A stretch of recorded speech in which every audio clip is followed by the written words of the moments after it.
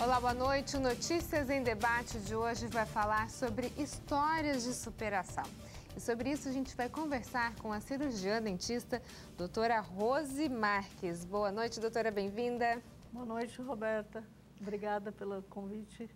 Bom, já que o nosso assunto são histórias de superação, nada melhor do que a gente começar falando sobre um livro que surgiu a partir disso, é isso, doutora? A senhora fez um livro? Isso, eu sempre gostei de conversar bastante com os meus pacientes, porque assim, eu sou especialista em reabilitação oral, então são trabalhos longos, que a gente fica bastante tempo com o paciente na cadeira, né? E às vezes eu tenho um laboratório de prótese junto, a prótese está no laboratório, o paciente tem que esperar um pouquinho. Então eu sempre conversei com os meus pacientes, eu sempre gostei de contar as minhas histórias, né? Que eu venho lá do interior. E todos falavam assim, nossa, você deveria escrever um livro. E por outro lado também eu sempre ouvia as histórias, né? Como eu falava, também ouvia as histórias. E eu pensei, nossa, cada história de vida que também dá um livro. Aí eu fiz essa coletânea, né?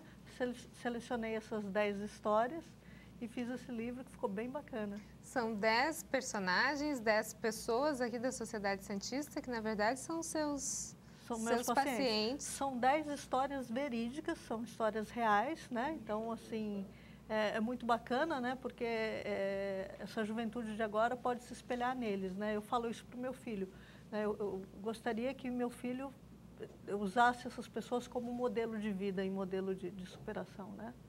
A gente tem aqui 10 personagens. O primeiro é nada mais, nada menos do que a própria autora do livro, é isso? Sim, Roberta. A senhora conta toda a sua história. Roberta, quando eu era criança, eu tive um problema chamado cárie de mamadeira. Cárie de mamadeira é quando a criança toma muito achocolatado, né? O próprio leite materno também pode dar cárie de mamadeira. Cárie de mamadeira é quando a criança dorme sem escovar os dentes e o leite para aqui na frente e a lactose do leite se transforma num açúcar que corrói os dentes. Então, quando eu sorria, eu tinha aqui os 6 caquinhos, tudo preto, podre, né? Era muito feio. Eu morria de vergonha de abrir a boca. E aí, quando com meus 7 anos, nasceu meu primeiro dente permanente, né? Eu me livrei daqueles caquinhos. E por uma fatalidade, andando de bicicleta com um primo, ele me empurrou, eu bati a boca no chão e fraturou o meu dente da frente, né? O incisivo central. Eu fiquei só com um toquinho, eu perdi 80% do meu dente e fiquei com 20%. Minha tia me levou num dentista lá no interior, né? Numa cidade chamada José Bonifácio. E esse dentista falou que o dente ia crescer de novo. Eu não sei de onde ele tirou essa ideia. Uma planta, o dente virou uma planta. E aí eu fiquei assim, sem dente, esperando o dente crescer, com os meus 9, 10, 11, 12, 13, até meus 14 anos eu fiquei totalmente banguela. Então eu sei o que a pessoa sente, eu senti na minha própria pele o que é não ter dentes, né? Entendeu? É mais nessa época, né, de pré-adolescência, é complicado. Eu não tenho nenhuma foto de boca aberta. Aí com 14 anos a minha irmã me levou num dentista e esse dentista refez o meu dente com, na época chamava Nuvafil, era um aparelho revolucionário de uma empresa alemã chamada Kuser, aí que nasceu minha paixão pela tecnologia alemã. E ele refez o meu dente e esse dentista tinha um espelhinho e eu acompanhava ele com o espelhinho, vendo ele fazer o trabalho. Então, ele devolveu um pedaço do meu corpo que eu tinha perdido. Então, nesse momento, com 14 anos de idade, eu me tornei dentista, né?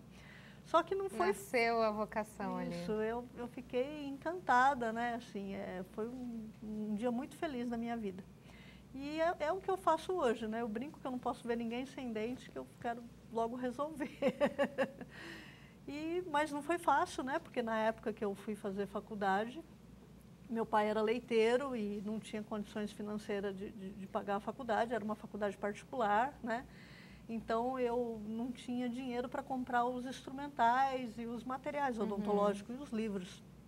Então eu pegava emprestado dos meus amigos, né? Eu ia de A a Z, cada dia eu emprestava e eu fazia pequenos serviços e trabalhos para ganhar dinheiro para, né?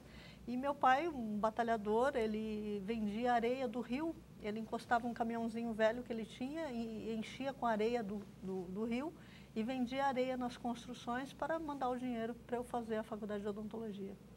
Nossa, impressionante. Isso. Então, saiu de um...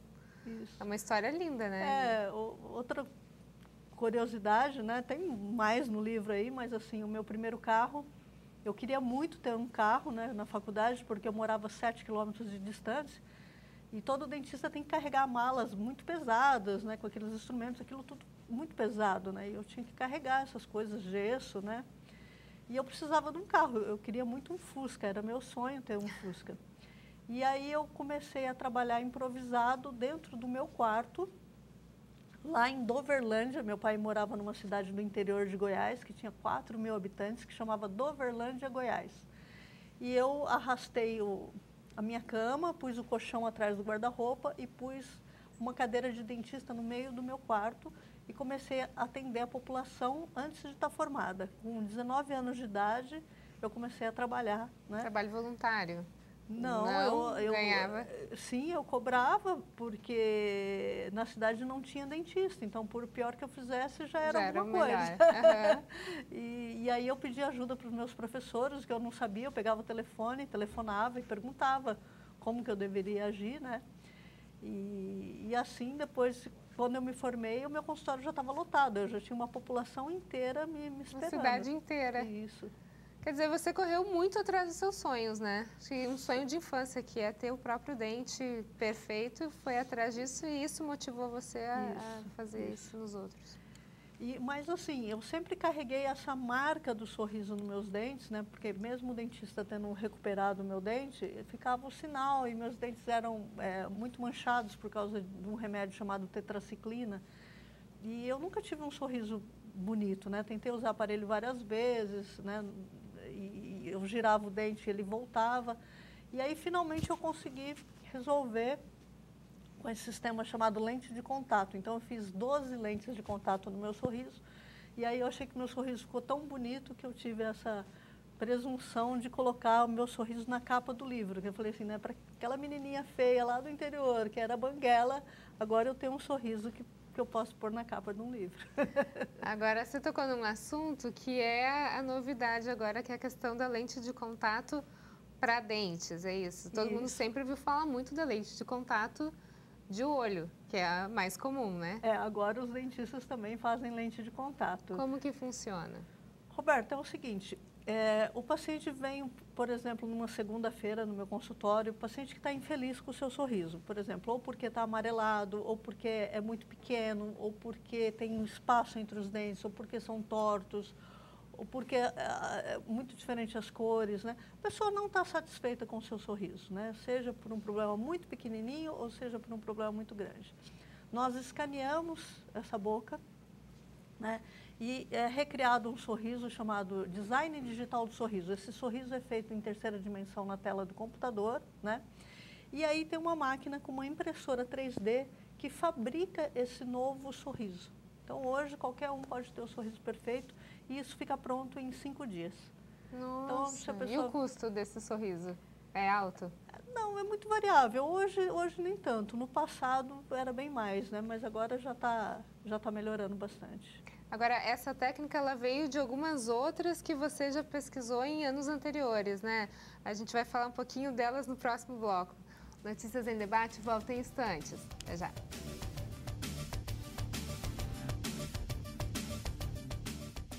Notícias em Debate está de volta e o nosso assunto de hoje são histórias de superação e a gente conversa com a autora do livro, doutora Rose Marques, autora do livro Sorrisos de Sucesso. Doutora, a gente estava conversando sobre a sua história, que é a grande história do livro, apesar de a gente ter outros 9 personagens, né, outras novas histórias de sucesso e de superação. E a senhora estava me falando sobre a questão da lente de contato para dente. Isso. Essa técnica que tem hoje, está avançado e já tem conquistado o mercado, ela surgiu por conta de algumas outras técnicas, né? O que seria o sistema metal free? Então, o metal free foi... Lá no início, em 1997, os primeiros sistemas sem utilização de metais, porque no passado se restaurava os dentes usando metais. Então, tinha aqueles metais, aquele amálgama, aquela obturação cinza no dente, tinha aquelas pontes metálicas. Aí surgiu a primeira geração de metal free, quer dizer, sem metal, né? E de maneira duradoura, né? Porque surgiram também as resinas, só que as resinas não eram suficientemente resistentes, por exemplo, para pôr nos dentes do fundo. Então, com essa primeira geração de metal free foi o Targes Vectris, que eu fui pioneira no Brasil. Eu trouxe esse sistema da Alemanha. Depois isso evoluiu para um sistema chamado Empress, que era mais sofisticado ainda, que evoluiu para o IMEX, que é usado até hoje, e agora o CAD/CAM, né, que é essa novidade da gente tá escaneando a boca e recriando modelando a boca, né, virtualmente. Tem alguma contraindicação para essas lentes de contato dentais? Não. Quem tem bruxismo, é aconselhável que use uma placa, mas não tem contraindicação, não. Algum tipo de desgaste pelo tempo? Não. Não. Na verdade, nós pegamos vários pacientes que tinham bruxismo acentuado e recuperamos esses dentes, mas a única orientação é que o paciente deve usar a placa, para que não aconteça no futuro. Desgaste maior, né? Bom, voltando ao nosso livro, aqui é a nossa pauta do dia, a gente tem outras 9 histórias, né? Queria que você falasse um pouquinho sobre a Aurora Exposto. A Aurora é minha avó materna, né? E minha avó tem uma história bastante interessante, que o pai dela foi menino de rua. Ele foi abandonado em Portugal naquelas rodas. Então, esse sobrenome Exposto é porque ele foi exposto à rua, né? Então, lá em Portugal, as crianças eram marcadas, né? As crianças de rua eram marcadas com o sobrenome Exposto, que é o sobrenome da minha família. E aí ele veio para o Brasil fugido do sobrenome, né? Porque era difícil as oportunidades para ele, por ele ser um exposto. Uhum. E chegando aqui no Brasil, ele se superou, ele era muito franzino, ele era muito fraco, né? E então ele ganhava metade do que os outros ganhavam. Então ele ia abanar café, né, as sacas de café, e ele conseguia produzir metade. Então ele ganhava metade. Ele ia capinar a roça, ele conseguia metade, então ele ganhava metade. Então o que ele passou a fazer? Enquanto os outros estavam dormindo, ele estava trabalhando. Então ele, em vez das pessoas começavam 5h30 da manhã, o meu avô começava a 1h da manhã. Nossa. Né? E com isso ele conseguia fazer o mesmo que os outros e ganhar o mesmo. E isso ele foi evoluindo, né? No fim ele se transformou num fazendeiro próspero, né? E aí tem a história da minha avó, que também eles perderam tudo depois, e aí a minha avó foi açougueira, ela não queria que os filhos parassem de estudar, então ela trabalhou num açougue para formar os filhos caçulas, ela trabalhou no açougue até quase 70 anos de idade, e conseguiu formar os filhos médicos, né? Uma batalhadora. Nossa, cada história dessa tem uma conexão. Sim. São pessoas que, de certa forma, passaram pela minha vida, né? Tem a história do seu Luiz Jesus Fernandes, que era o dono da padaria clássica. O seu Luiz foi entregador, né? E ele foi se superando. No fim, saiu até uma reportagem no jornal Valor Econômico, né? Que ele ganhou 5 milhões num dia, né? E foi um menininho que começou fazendo entrega de bicicleta, né? Entregando mercadorias. Né? Com todas essas histórias, Rosi, a gente percebe que, por exemplo, a gente vive num momento de crise financeira, né? Crise econômica, crise política, enfim, e é muito fácil a gente reclamar. Né? Ah, então eu não consigo isso por conta do que o país está passando. Eu não vou nem procurar emprego porque eu não vou conseguir. E acho que com essas histórias aqui é uma motivação que a gente pode dar para as pessoas. Sim, né? Roberta, olha, eu acho que todas as histórias, né, são fascinantes, né? Mas tem a história do Sérgio Araújo, né? O Sérgio, o pai separou da mãe, e a mãe teve que começar a lavar roupa para fora para sustentar os filhos. E com 6 anos de idade ele começou a vender sabonete de porta em porta. Depois de vender sabonete, ele começou a vender panetone, ovo de Páscoa, até começou a trazer mercadorias do Paraguai, vender videocassete, até que aos trancos e barrancos ele conseguiu fazer contabilidade, entrou numa empresa de navegação, né? E hoje ele é o proprietário da Asia Shipping, ele tem escritório em todos os continentes. Ele tem mais de 650 colaboradores, né, funcionários, então, assim, ele ajuda muitas famílias, né, ele gera emprego, né, e é um cara que começou vendendo sabonete na rua. Quer dizer, tem muita história, assim, né? A história do Benigno Bernardes, qual que é, Rose? Nossa, a história do Benigno também é uma história muito linda. Em determinado momento, o pai também perdeu tudo e eles foram trabalhar no circo. E o Benigno era aquele menininho que vendia o guarda-chuvinha de caramelo naqueles tabuleiros, né? E o pai, acho que trabalhava de palhaço no circo e a mãe ficava na bilheteria, né? E o Benigno passou vários revés, mas ele conseguiu entrar no banco, na época no Banco Banespa, e ele foi galgando. Ele entrou, né, de escriturário, foi para caixa, foi para gerente, gerente geral, regional, e assim ele foi subindo até que ele entrou nos cartões de crédito, né? E o Benigno, ele simplesmente é o autor disso que hoje todos os bancos copiaram, que é esse 10 dias sem juros. Ele que é o autor desse projeto que hoje todos os grandes bancos estão fazendo, né? São histórias de pessoas que fizeram diferença, né, na sua vida, não só na sua vida pessoal, como na sociedade de uma forma em geral. No próximo bloco, a gente continua a falar sobre o livro da doutora Rose Marques. Não sai daí, nós voltamos em instantes. Só um minutinho. Notícias em Debate está de volta e o nosso assunto de hoje é superação e a gente conversa com a cirurgiã dentista, doutora Rose Marques. Doutora, a gente estava conversando sobre os vários personagens que fazem parte desse seu livro, Sorrisos de Sucesso, e cada um deles faz parte da sociedade santista. Acho que é só da capital, né? O resto são todos personagens aqui da nossa região que fizeram uma diferença na sociedade. Eu queria agora me detalhar um pouquinho mais nessa questão profissional. A gente escuta às vezes falar sobre uma questão chamada periodontite, que é uma doença que acomete algumas pessoas que elas perdem os dentes de uma hora para outra, é isso? Isso. Roberta, na verdade, assim, não é de uma hora para outra. Essa é uma doença lenta, só que ela é surda, ela não manda notícia. Então, a pessoa tem essa doença há mais de 10 anos e ela não percebe, muitas vezes ela não é diagnosticada por falta de tirar raio-x. Então, uma característica de quem tem a doença periodontal, o que é isso? Peri significa em volta, odonto, dente, ite, inflamação. Periodontite é uma inflamação em volta dos dentes. Então, não é um problema no dente. Então, a pessoa não tem dor de dente, ela não tem cárie, ela tem os dentes bonitos, né? E isso é causado pela placa bacteriana. As pessoas não têm, às vezes, uma escovação adequada, ou come na rua, come um pastelzinho, toma um café, forma a placa. E a pessoa, às vezes, não tem o hábito do fio dental, muito importante usar o fio dental, né? Aí essa placa, por uma força hereditária, genética, ela pode se calcificar e virar umas pedrinhas chamadas tártaro. E esse tártaro vai arrebentando a fibra que prende o dente ao osso. E isso vai indo, até que os dentes começam a ficar bem moles, mas isso demora quase 10 anos para acontecer.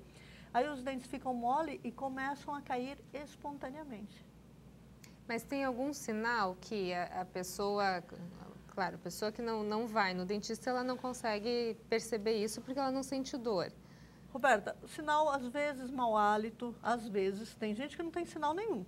Às vezes, mínimo sangramento, eu escovo um pouquinho o dente, sangro um pouquinho. Esses são sinais da periodontite, né? E no estágio mais avançado, a pessoa percebe que o dente começa a se distanciar. Os dentes vão abrindo, começa a ficar espaço entre os dentes. Isso já significa que a periodontite já está bem avançada. Os dentes começam a se mover. E depois eles começam a cair como um dominó. Cai um, cai todos. E se a periodontite não é tratada, ela vai evoluir por uma dentadura. E como exatamente é esse tratamento, doutora? O tratamento da periodontite é feito com anestesia. A pessoa tem que ser anestesiada para remover esse tártaro que está embaixo da gengiva. Mas assim, o número 0 é radiografar. Todas as pessoas, após os 40 anos de idade, é muito necessário radiografar cada dente isoladamente. São aquelas radiografias pequenininhas. Não é um raio-x panorâmico, é um raio-x pequenininho. Radiografar esses dentes isoladamente para acompanhar, ver se não está perdendo o osso, ver se não tem doença periodontal. Mas notícia boa, Roberta, que agora a gente tem uma solução para isso, né? Quando a pessoa já chega para mim num estágio terminal, a gente tem uma técnica que foi desenvolvida por um alemão chamado Brené Mark, que são os implantes. Então, nós extraímos esses dentes que estão condenados, né?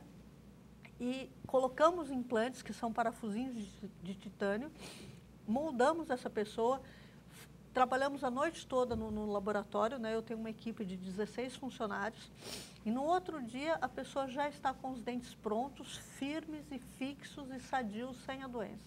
Porque a gente extrai os dentes, cureta, limpa, medica, né? E no outro dia a pessoa já pode sorrir. Quer dizer, com seus próprios dentes. Isso.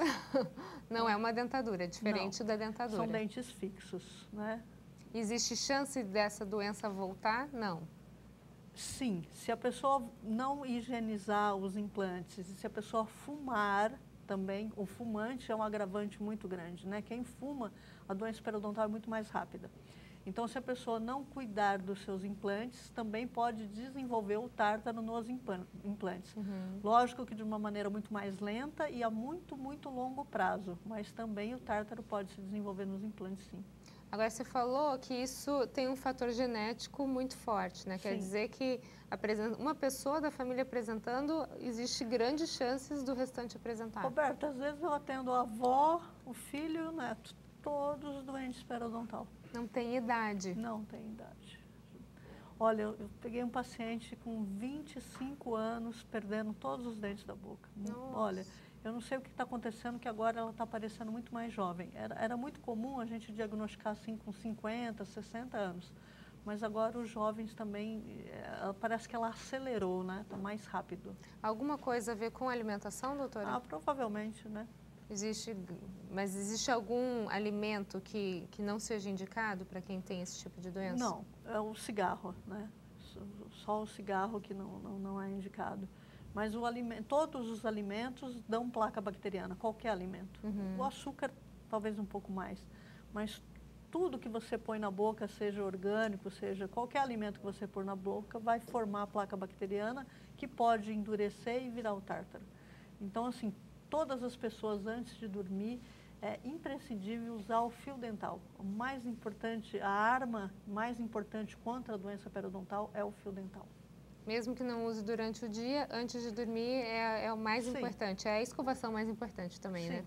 Porque vai ficar 8 horas com a boca fechada, né? Então é muito importante. Agora, já falamos da lente de contato dental, já falamos desse tipo de doença que acomete várias pessoas. Tem alguma outra para finalizar, doutora? Olha, as pessoas perguntam, né? Qual o segredo do sucesso, né? Então, aí no meu livro eu pedi para que cada personagem fizesse um texto falando do seu segredo. E quando eu juntei todos, eu percebi que o segredo é um só, né? Todos trabalharam muito mais que os outros. Então, assim, o primeiro segredo do sucesso é trabalhar mais que os outros. Todos estudaram muito, né?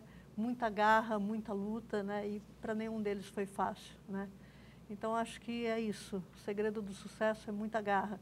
Na minha história mesmo, durante uns 20 anos, eu trabalhei até 2, 3 horas da manhã. Teve dias que eu cheguei a sair do consultório 5 horas da manhã e às 8 horas eu já estava de volta atendendo o paciente, né?